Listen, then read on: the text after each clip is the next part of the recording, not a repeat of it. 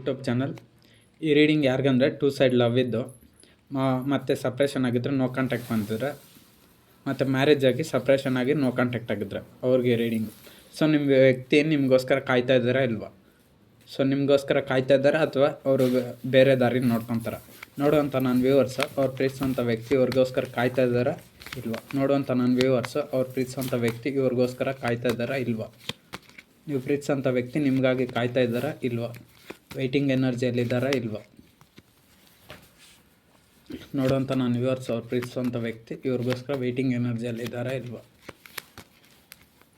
So ಇದೊಂದು general taro trading ಆಗಿರುತ್ತೆ ಅಷ್ಟೇ. ನಿಮ್ಮ ಲೈಫಿಗೆ ರೆಸೊನೇಟ್ ಆದರೆ ಮಾತ್ರ ತಗೊಳ್ಳಿ, ಅದರ್ವೈಸ್ ಈ ರೀಡಿಂಗ್ನ ಸ್ಕಿಪ್ ಮಾಡ್ಬೋದು.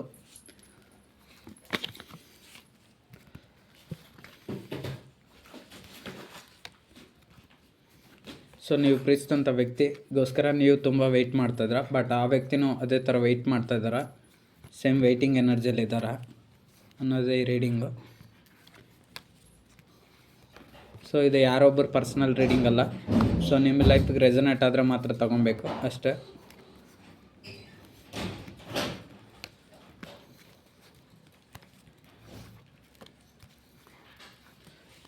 ಸರಿ, ನೋಡೋಣ ಏನು ಬಂದಿದೆ ಅಂತ. ಇವತ್ತು ರೀಡಿಂಗ್ ದೊಡ್ಡದಾಗಿದೆ.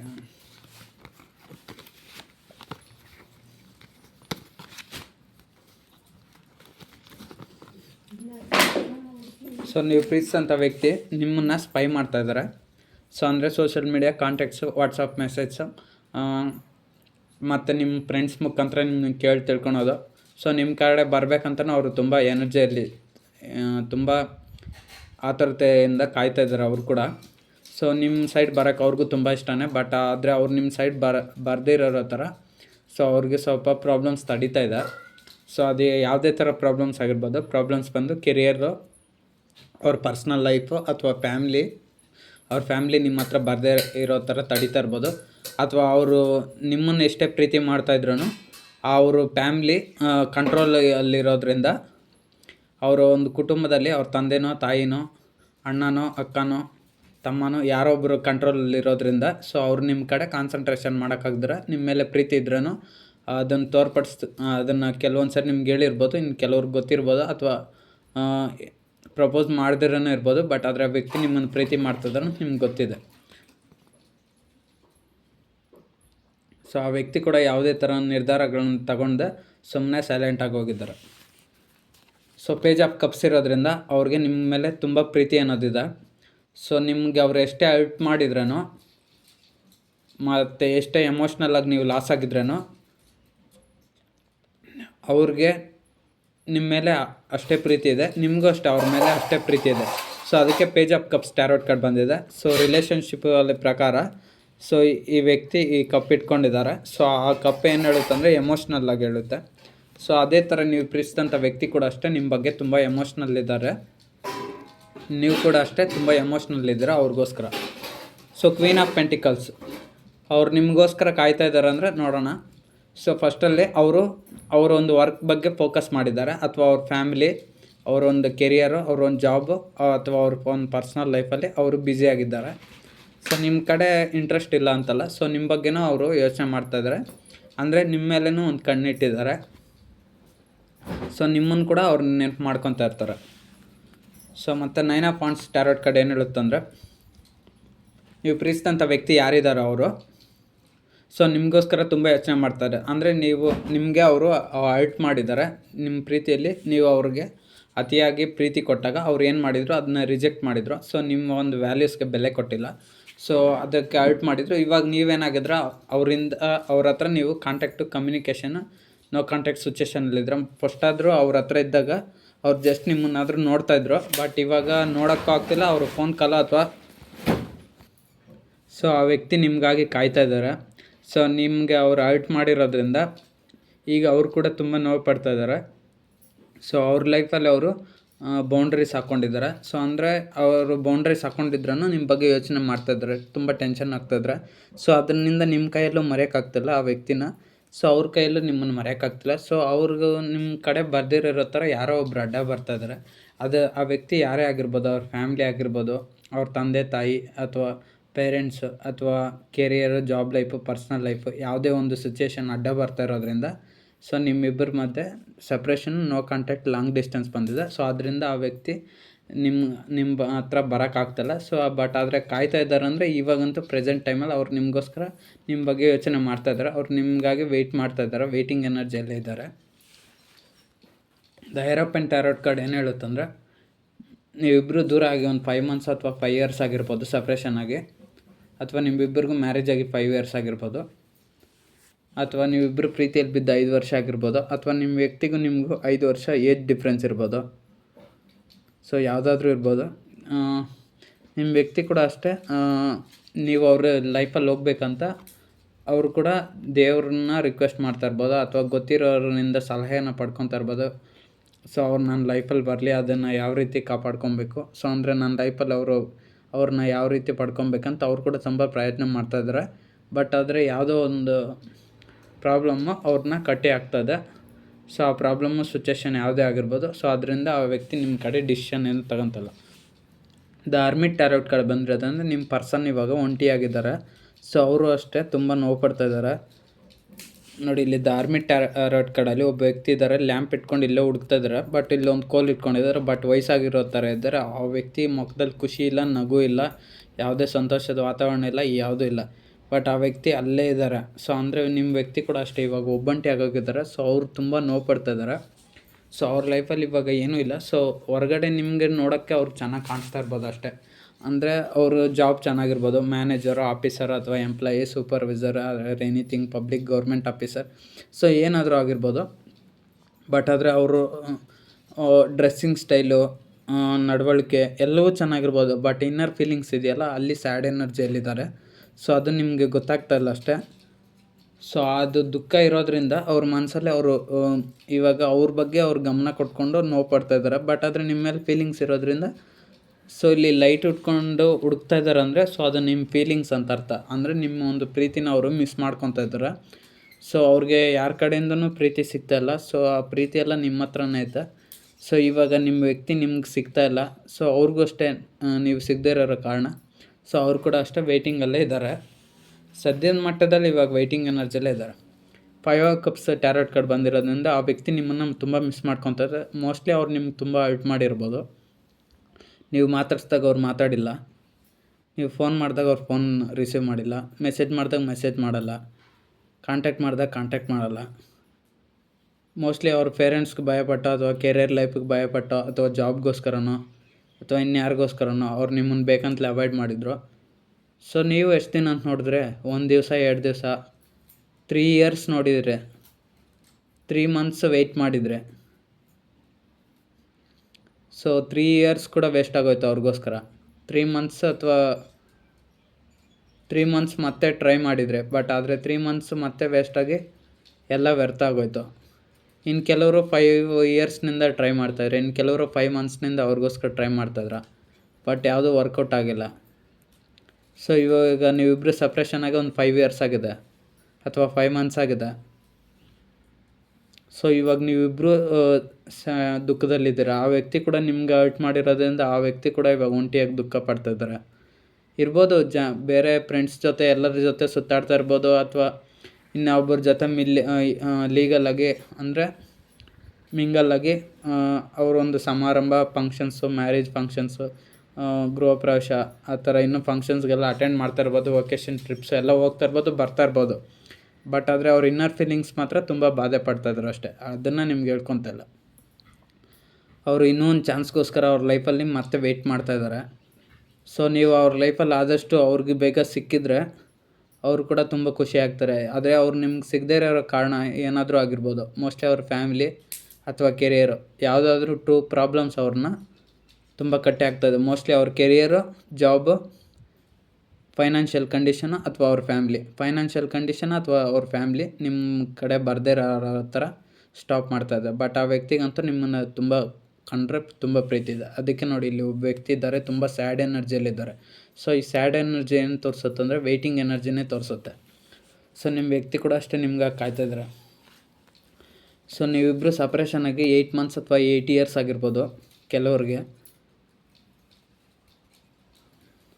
ಅಥವಾ ಕೆಲವ್ರಿಗಂತೂ 8 ಇಯರ್ಸ್ ಆಗಿರ್ಬೋದು ಮ್ಯಾರೇಜ್ ಆಗಿ, ಸಪ್ರೇಷನ್ ಆಗಿ ಕೂಡ. ಬಟ್ ಆದರೆ ನಿಮ್ಮ ವ್ಯಕ್ತಿ ಇವಾಗ ಅವ್ರು ಎಂಥ ಪರಿಸ್ಥಿತಿಯಲ್ಲಿದ್ದಾರೆ ಅಂದರೆ, ಅವ್ರು ಏನೂ ಮಾಡೋಕ್ಕಾಗ್ದಂಥ ಸಿಚುವೇಷನಲ್ಲಿದ್ದಾರೆ.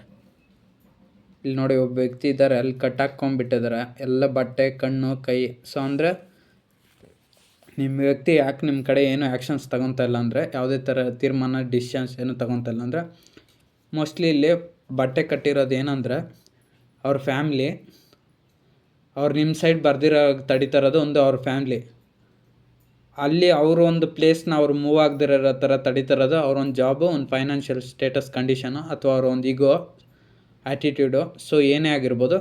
ಸೊ ಆ ಎಲ್ಲ ಪ್ರಾಬ್ಲಮ್ಸು ಅವ್ರನ್ನ ತಡೀತದೆ. ಮೇಯ್ನ್ ಪ್ರಾಬ್ಲಮ್ಮು, ಸೊ ಅವರು ಯಾರನ್ನ ತುಂಬ ಪ್ರೀತಿ ಮಾಡ್ತಾಯಿದ್ದಾರೆ, ಅದು ಅವ್ರ ಪೇರೆಂಟ್ಸ್ ಆಗಿರ್ಬೋದು, ಅಥವಾ ಅವ್ರ ಒಂದು ಜಾಬ್ ಆಗಿರ್ಬೋದು, ಅಥವಾ ಅವ್ರ ಒಂದು ಕೆರಿಯರ್ ಆಗಿರ್ಬೋದು, ಅಥವಾ ಅವ್ರ ಒಂದು ಪರ್ಸ್ನಲ್ ಲೈಫ್ ಇರುತ್ತಲ್ವ ಅವ್ರಿಗೆ ಅಂತ ಡ್ರೀಮ್ಸು. ಸೊ ಅದನ್ನು ಅವ್ರು ಪ್ರೀತಿ ಮಾಡ್ತಾಯಿದ್ದಾರೆ. ಸೊ ಅದಕ್ಕೋಸ್ಕರ ಅವ್ರು ನಿಮ್ಮನ್ನು ಎಷ್ಟೇ ಪ್ರೀತಿ ಮಾಡ್ತಾಯಿದ್ರೂ ಸೊ ಅದ್ರ ಬಗ್ಗೆನೇ ಅವ್ರು ಜಾಸ್ತಿ ಗಮನ ಕೊಡ್ತಾ ಇರೋದ್ರಿಂದ, ಸೊ ಅವ್ರು ನಿಮ್ಮ ಕಡೆ ಆದಷ್ಟು ಬೇಗ ನಿರ್ಧಾರನ ತಗೊತಲ್ಲ. ಸೊ ಆ ಪ್ರಾಬ್ಲಮ್ಸ್ ಅವ್ರನ್ನ ಅಡ್ಡ ಪಡ್ತಾಯಿದೆ ನಿಮ್ಮ ಕಡೆ ಬರ್ದಿರೋ ಥರ. ನೀವೇನೋ ಎಫರ್ಟ್ಸ್ ಹಾಕ್ತಾಯಿದ್ರ ಅವ್ರ ಕಡೆ, ಸೊ ಅದನ್ನೆಲ್ಲ ಅವರು ರಿಜೆಕ್ಟ್ ಮಾಡಿ ಅವರು ನೋವು ಪಡ್ತಾಯಿದ್ದಾರೆ. ಸೊ ನಿಮಗೂ ನೋವು ಇಡ್ತಾಯಿದ್ದಾರೆ. ಸೊ ಅವ್ರಿಗೂ 2 ಟೈಪ್ಸ್ ಆಫ್ ಪ್ರಾಬ್ಲಮ್ಸ್ ಇದೆ. ಸೊ ಅದು ಇಷ್ಟೊತ್ತು ಹೇಳಿದ್ನಲ್ಲ, ಒಂದು ಅವ್ರ ಕೆರಿಯರ್ ಆಗಿರ್ಬೋದು, ಅವ್ರ ಫ್ಯಾಮ್ಲಿ ಆಗಿರ್ಬೋದು, ಅಥವಾ ನೀವು ಒಂದು ಸೈಡ್ ಆಗಿದ್ದರೆ, ಇನ್ನೊಂದು ಸೈಡ್ ಅವ್ರ ಜಾಬು, ಅಥವಾ ಅವ್ರ ಉದ್ಯೋಗ, ಅಥವಾ ಅವ್ರ ಪರ್ಸ್ನಲ್ ಲೈಫು, ಅಥವಾ ಅವ್ರ ಫ್ಯಾಮ್ಲಿ, ಅಥವಾ ಅವ್ರಿಗಿನ್ನೂ ಯಾವುದೋ ಸೊಸೈಟಿ ಪ್ರಾಬ್ಲಮ್ಸು, ಅಥವಾ ಅವ್ರ ಹೆಲ್ತ್ ಇಶ್ಯೂಸು, ಅಥವಾ ನಿಮ್ಮ ಸೈಡ್ ಬರೋಕ್ಕಾಗದಿರೋ ಥರ ಪ್ರಾಬ್ಲಮ್ಸು. ಸೊ ಈ ಥರ ಎಲ್ಲ ಪ್ರಾಬ್ಲಮ್ಸ್ನ ಅವರು 2 ಇಯರ್ಸ್ನಿಂದ ಎದುರಿಸ್ತಾ ಇದ್ದಾರೆ. ಅಥವಾ ನಿಮ್ಮಿಬ್ಬರಿಗೂ ಪ್ರೀತಿಯಾಗಿ 2 ಇಯರ್ಸ್ ಆಗಿರ್ಬೋದು, ಅಥವಾ ನೀವಿಬ್ಬರು ಸಪ್ರೇಷನ್ ನೋ ಕಾಂಟ್ಯಾಕ್ಟ್ ಬಂದು 2 ಇಯರ್ಸ್ ಆಗಿರ್ಬೋದು, ಅಥವಾ ನಿಮ್ಮಿಬ್ಬರಿಗೂ ಮ್ಯಾರೇಜ್ ಆಗಿ 2 ವರ್ಷ ಆಗಿರ್ಬೋದು, ನೀವು ಸಪ್ರೇಷನ್ ಆಗಿ 2 ವರ್ಷ ಆಗಿರ್ಬೋದು.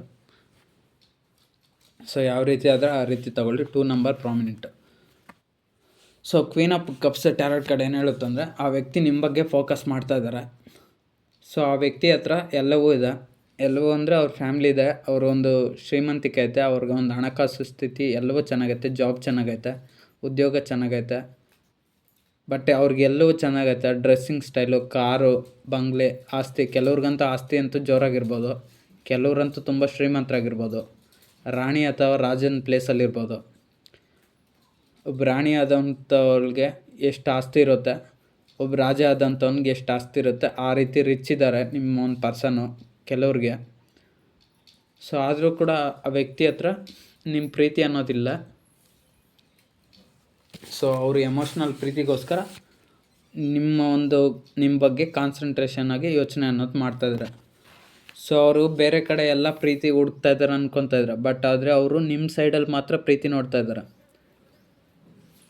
ನೋಡಿ, ದ ವರ್ಲ್ಡ್ ಟ್ಯಾರೋಟ್ ಕಾರ್ಡ್ ಬಂದಿರೋದ್ರಿಂದ ಆ ವ್ಯಕ್ತಿ ಬೌಂಡ್ರಿಯಲ್ಲಿದ್ದಾರೆ.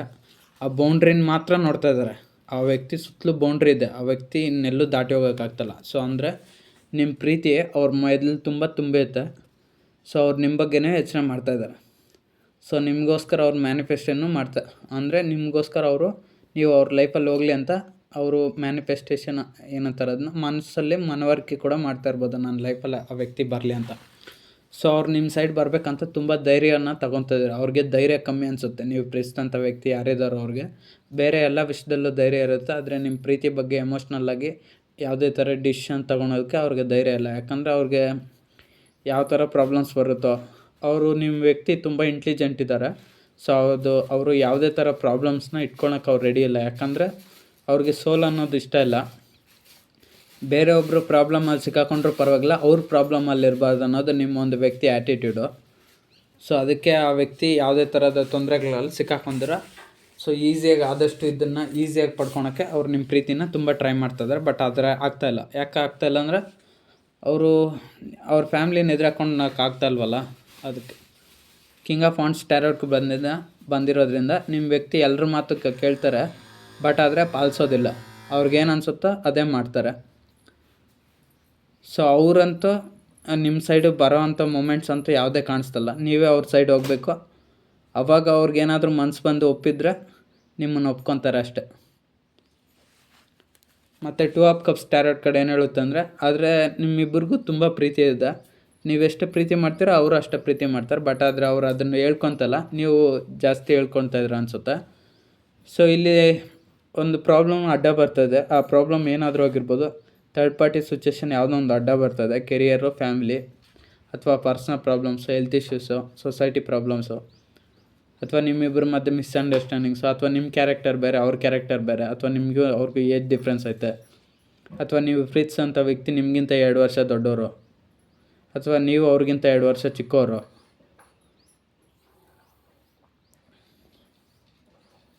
ಸೊ ಈ ಥರ ಎಲ್ಲ ಏನೋ ಒಂದು ಡಿಫ್ರೆನ್ಸ್ ಬರ್ತಾಯಿದೆ, ಮತ್ತು ಯಾವುದೋ ಒಂದು ಪ್ರಾಬ್ಲಮ್ಮು ನಿಮ್ಮಿಬ್ಬರ ಮಧ್ಯೆ ಐತೆ. ಸೊ ಅದಕ್ಕೆ ನಿಮ್ಮ ವ್ಯಕ್ತಿ ಬರ್ತಾಯಿಲ್ಲ ನೋಡಿ. ಮತ್ತು ಆ ವ್ಯಕ್ತಿ ನಿಮಗೋಸ್ಕರ ವೆಯ್ಟ್ ಮಾಡ್ತಾ, ಹೌದು, ನಿಮ್ಮನ್ನು ಅವರು ಬಿಟ್ಟು ಬೇಕಂತಲೇ ಹೋದರು, ನಿಮ್ಗೆ ಹರ್ಟ್ ಮಾಡಿ ಅವ್ರು ತುಂಬ ಹೋದರು. 5 ಆಫ್ ಪೆಂಟಿಕಲ್ಸ್ ಟಾರೆಟ್ ಕಾರ್ಡ್ ಬಂದರೆ ನೀವು ಅವ್ರ ಹಿಂದೆ ತುಂಬ ಸುತ್ತಾ ಇದ್ರಿ ಅನಿಸುತ್ತೆ, ಅವ್ರನ್ನ ತುಂಬ ಫಾಲೋ ಮಾಡ್ತಾಯಿದ್ರೆ. ಬಟ್ ಆದರೆ ಅವರು ನಿಮ್ಮ ಪ್ರೀತಿನೆಲ್ಲ ನೆಗ್ಲೆಕ್ಟ್ ಮಾಡಿ ನಿಮ್ಗೆ ತುಂಬ ಅವಮಾನ ಅನ್ನೋದು ಮಾಡಿಬಿಟ್ರು. ಬಟ್ ಆದರೂ ನೀವು ಪ್ರೀತಿಸಿರೋಂಥ ವ್ಯಕ್ತಿ ಅಂತ ನೀವು ಸುಮ್ಮನೆ ಆಗಿಬಿಟ್ರೆ ಅಷ್ಟೇ. ಸೊ ಅವ್ರಿಗೇನು ತೊಂದರೆ ಕೊಡ್ದಿರ ನೀವು ವಾಪಸ್ ಬಂದುಬಿಟ್ರೆ, ಅಂದರೆ ನಿಮ್ಮ ಒಂದು ಪ್ಲೇಸ್ ಎಲ್ಲಿದೆ ಅಲ್ಲಿಗೆ ವಾಪಸ್ ಬಂದುಬಿಟ್ರೆ. ಬಟ್ ಇವಾಗ ಅವರು ನಿಮ್ಮ ಸೈಡ್ ಬರಬೇಕಂತ ತುಂಬ ಟ್ರೈ ಮಾಡ್ತಾರೆ, ಆದರೆ ಬರ್ತಾಯಿಲ್ಲ ಅಷ್ಟೇ.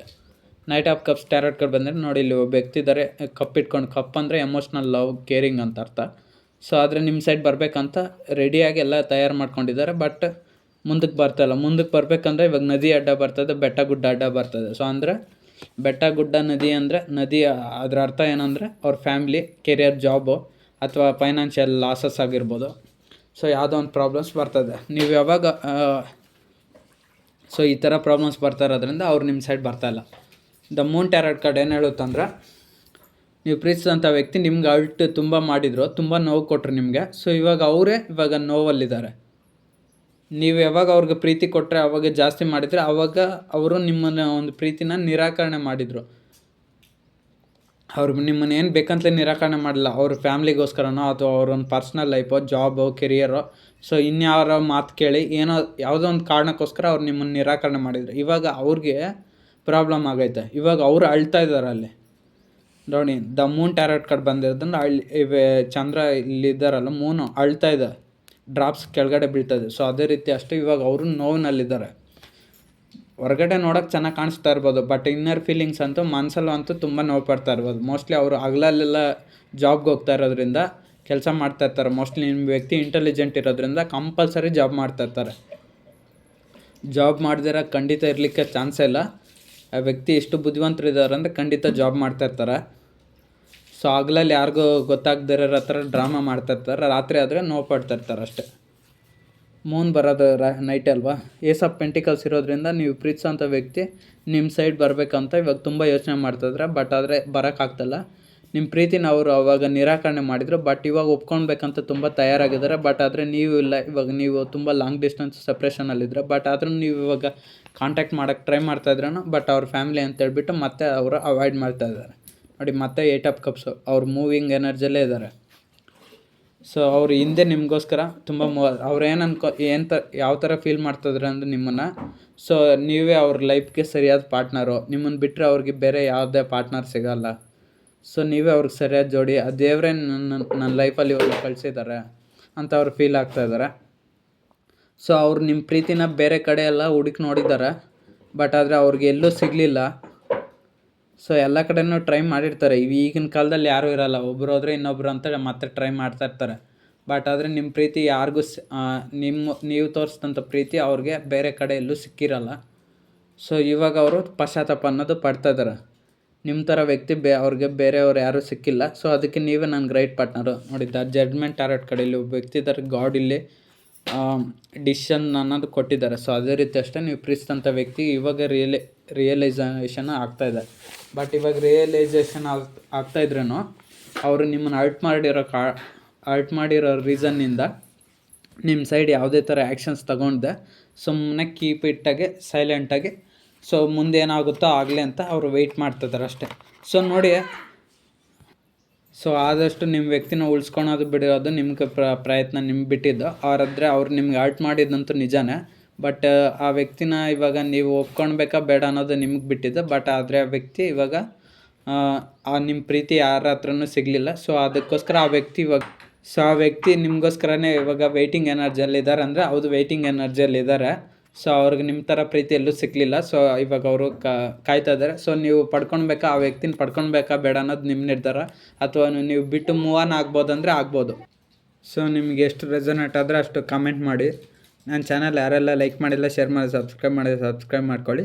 ನೀವು ಪ್ರೀತಿಸಿದಂಥ ವ್ಯಕ್ತಿನ ಪಡ್ಕೊಳೋದು ಬಿಡ್ಕೊಳ್ಳೋದು ನಿಮ್ಮೊಂದಿಷ್ಟ. ಬಟ್ ಆದರೆ ಇವಾಗ ಅವ್ರು ವೇಟಿಂಗ್ ಎನರ್ಜಿಯಲ್ಲಿದ್ದಾರೆ. ಇನ್ನೊಬ್ರನ್ನ ಮದುವೆ ಆಗಿರೋರಿಗೆಲ್ಲ ಈ ರೀಡಿಂಗು. ಸೊ ಆ ವ್ಯಕ್ತಿ ಕೂಡ ಅಷ್ಟೇ ನಿಮಗೋಸ್ಕರ ಕಾಯ್ತಾಯಿದ್ರೆ ನೀವು ಆದಷ್ಟು ಪ್ರಯತ್ನ ಮಾಡಿ ಉಳಿಸ್ಕೊಳಕ್ಕೆ ಟ್ರೈ ಮಾಡಿ. ಆಗಿಲ್ಲ ಅಂದರೆ ಬಿಟ್ಬಿಡಿ ಅಷ್ಟೇ. ನಿಮ್ಮಿಷ್ಟ. ನಿಮ್ಮ ವ್ಯಕ್ತಿನ ಬಿಡೋದು ನಿಮ್ಮಿಷ್ಟ ಅಷ್ಟೇ. ಬಟ್ ಆದರೆ ಆ ವ್ಯಕ್ತಿಗೆ ಥರ್ಡ್ ಪಾರ್ಟಿ ಸಿಚುವೇಷನ್ ಯಾವುದೋ ಒಂದು ಸ್ಟ್ರಾಂಗ್ ಆಗಿದೆ. ಸೊ ಅದರಿಂದ ಆ ವ್ಯಕ್ತಿ ನಿಮ್ಮನ್ನು ಒಪ್ಕೊಳ್ತಲ್ಲ. ಬಟ್ ಪ್ರೀತಿ ಅಂತೂ ಕನ್ಫರ್ಮ್ ಆಗಿದೆ.